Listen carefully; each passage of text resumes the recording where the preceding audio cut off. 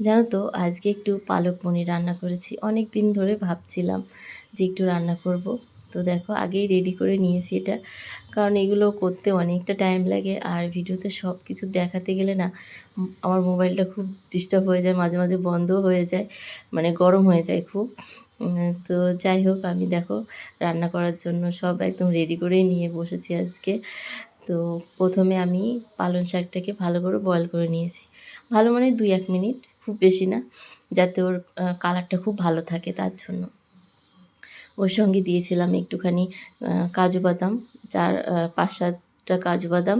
তার সঙ্গে দিয়েছিলাম 4-5 কোয়া রসুন আর 4টে কাঁচা লঙ্কা দিয়ে ভালো করে আমি মানে বয়েল করে তারপরে পেস্ট করে নিয়েছি। আর এখানে রান্না করার জন্য আমি কড়াইতে তেল দিয়ে তার মধ্যে জিরে, জিরে নয়, কালো জিরে আর একটুখানি রাঁধুনি ফোড়ন দিয়েছি। দিয়ে দিয়েছি রসুন কুচি।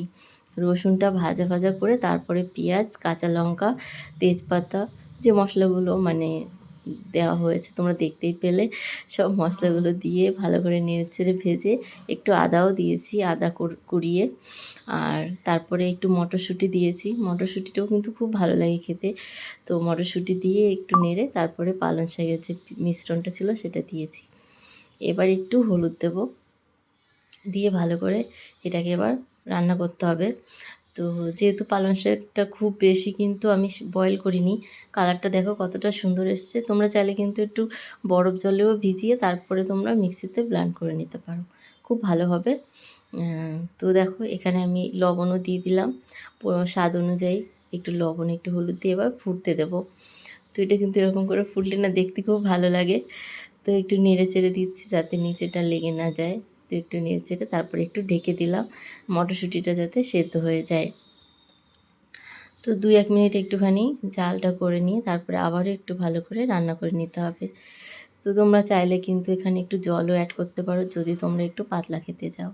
তো তারপরে দেখো পনিরগুলোকে আমি কিন্তু ভাজিনি, এটা বাড়িতে তৈরি করা, মানে বাড়িতে যে দুধ আমরা রাখি খাওয়ার জন্য সেই দুধ দিয়েই বানিয়েছি।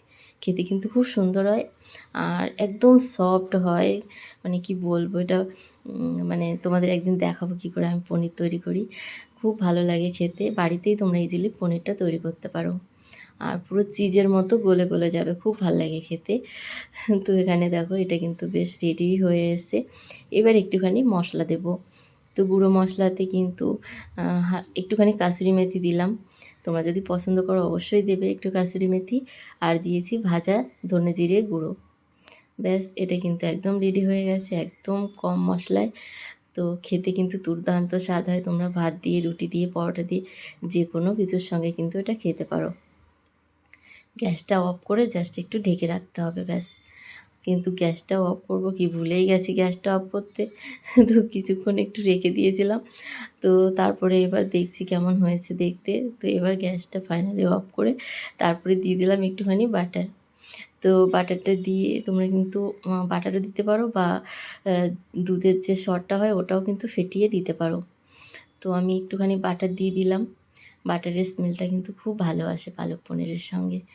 তোমরা বাড়িতে একবার হলেও ট্রাই করো, আর ভালো লাগলে আমার রেসিপি অবশ্যই আমার পেজটি ফলো করে একটা কমেন্ট করে দিও।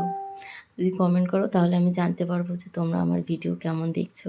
তো অবশ্যই একটা অনুরোধ রইল ভিডিওটি কমেন্ট করার জন্য, আর শেয়ার করো অবশ্যই।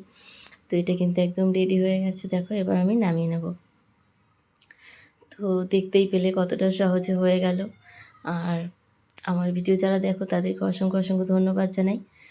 এবার ওপর থেকে আরেকটা জিনিস দিতে হবে। তো আরেকটুখানি বাটার দিয়ে দিলাম, আর দিয়ে দিচ্ছি একটু ধনেপাতা কুচি। তো ধনেপাতাটা কী বলো তো, একদম গ্রিন কালার তো বোঝাই যাচ্ছে না, তো গ্রিনের সঙ্গে একদম গ্রিন মিশে গেছে। আর এবার ওপর থেকে একটুখানি দুধের স্বর ফেটিয়ে দিয়ে দিলাম ওপর থেকে। যদি তোমাদের কাছে ফ্রেশ ক্রিম থাকে দেবে, না হলে এরকম দুধের স্বরটা ভালো করে ফেটিয়ে দিলেও কিন্তু খুব টেস্টি লাগে। তো কেমন লাগলো আজকের রেসিপি অবশ্যই জানিও, ভালো লাগলে একটা লাইক করে দিও। আজ তবে আসি, দেখা হবে একটা নতুন ভিডিওতে অন্য কোনো সময়। সবাই ভালো থেকো, সুস্থ থেকো, টাটা।